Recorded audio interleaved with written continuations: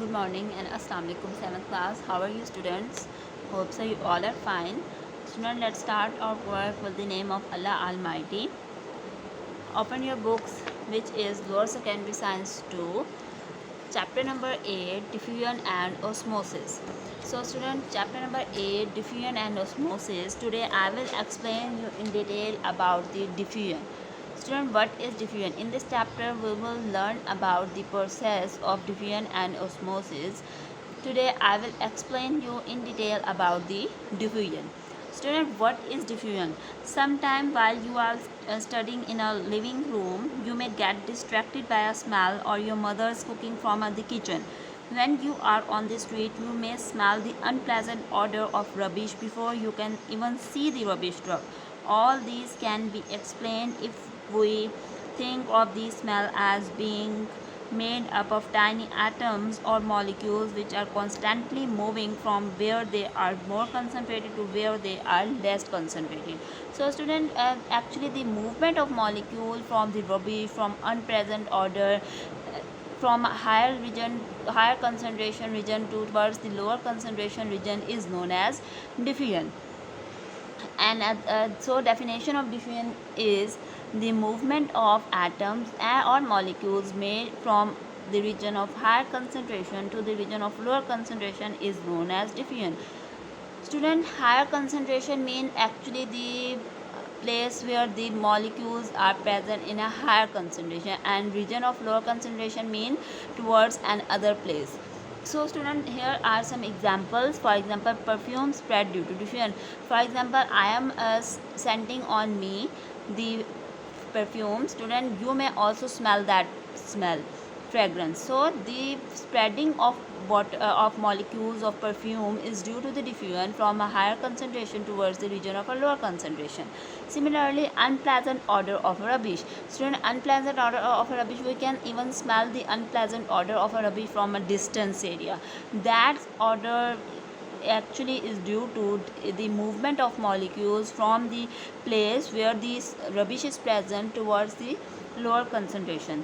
Similarly, dyes or ink in water spread. Student, when we when we drop a dye or a ink in a water or any other liquid, you can notice that the dye or ink will spread in all directions. The molecules of the ink will spread towards all directions. So that spreading of a liquid, that spreading of a dye and ink towards the lower concentration from the higher concentration is due to the process known as diffusion.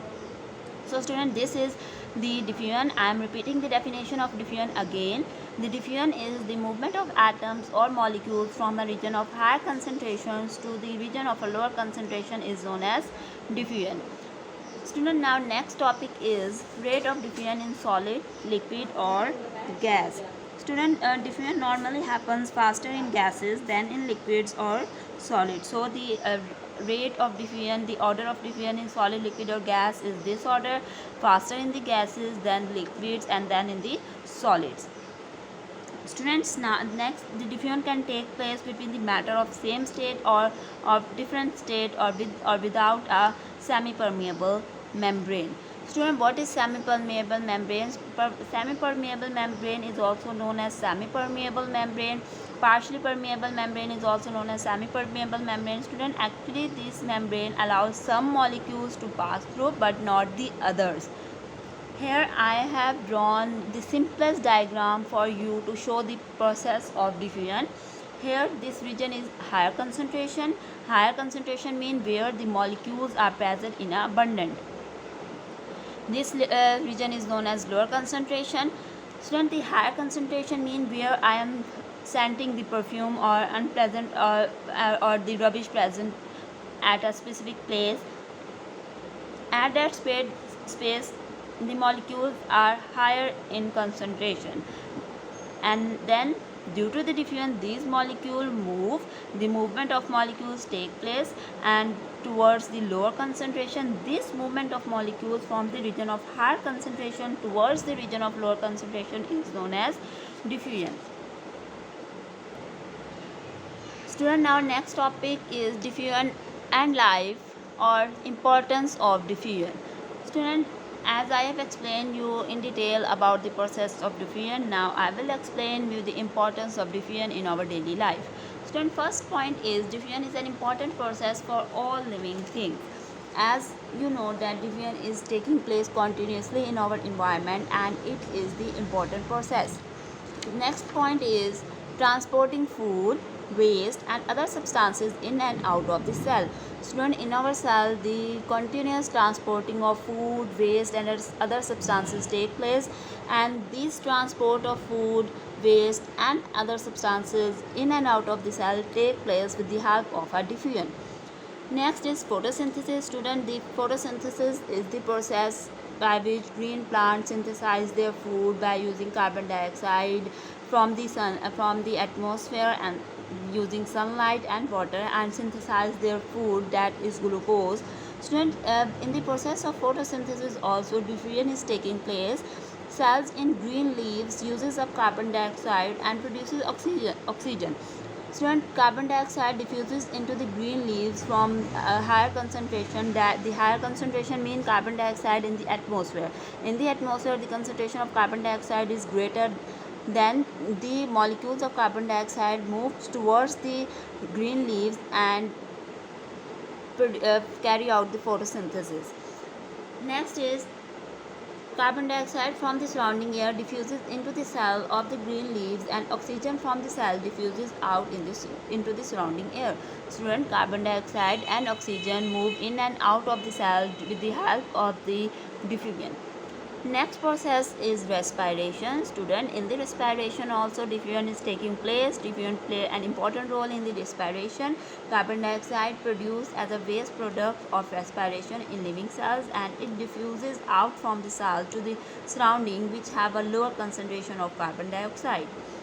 Next point is lungs. Does the exchange of oxygen and carbon dioxide between our body and the surrounding air. Students, the exchange of oxygen and carbon dioxide in humans also, we breathe with the help of the lungs, and when we breathe we intake the oxygen and exhale the carbon dioxide. So when we intake the oxygen and exhale carbon dioxide, this exchange of oxygen and carbon dioxide between our body and surrounding air will take place with the help of a process known as diffusion. Next point is gases exchange in unicellular organism, for example amoeba. Student, in amoeba or any unicellular organism, gases exchange take place with the help of a diffusion. Here I have drawn the simplest diagram for you to show the diffusion gases exchange in unicellular organism. Here this is the amoeba. Amoeba is a unicellular organism. This is the cell membrane of amoeba. Student, this region is air and this region is water, as amoeba live in the water. So student, in the amoeba the carbon dioxide moves out of the cell and oxygen moves in to the cell with the help of a process known as diffusion. So student, this is all about your today's topic. I have explained you diffusion and the importance of diffusion in detail. Hope so you all have understand this topic. Thank you students.